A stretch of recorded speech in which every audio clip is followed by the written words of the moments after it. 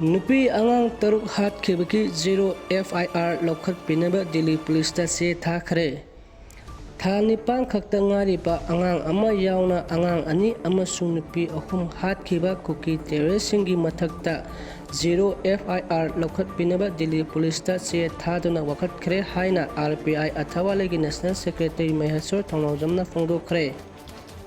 Pau asina hai ngarang RPI athawalegi National Secretary Maheswar Thongnawjamna party asigi tongan state ki lusingba kayaga lonena New Delhi ki Konya Place Police Station chatuna kuki kulai paibasingna fakhiba tha nipang khakta ngariba angang ama sahi ani suruba angang ama sahi nipang suruba angang ama lonena nupi ahum punna taruk mihat china hat kiba tungda parak turel da thadarakhiba aduga mari leina zero FIR ama thangatpiu haina wakat zero pisinkhre. Kaksing AC ki MLA Rameshwarbu miyamangda khonggoina khibagi thawong pendaba phongdorokle. Chaliba tha asigi taruk hawkhiba thangja numidang khoshaunaba miyamna laingak paiba Minister MLA singbu yum kai lan thum kaya thugaduna mai thaduna mang tahankhiba thawongbu makhal amattagi oppose tawba leite.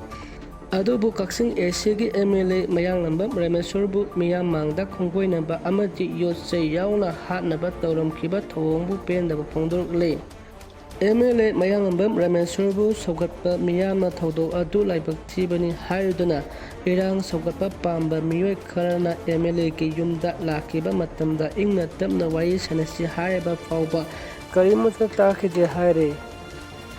MOREH hojik mathau tawriba masak maming takthokningdaba personnel kharana pause asida phongdorokpagi matung ina makhoi hawkhiba June thada mari lenena SP singna order thoktuna MOREH tha ahum khak duty torunaba tharakhibani. Kalengi matamda lakhiba oibana athaba Firol fauba amata purakhide. Maram asana nitham tha changlakpa asida litningai fauba lesilaktre.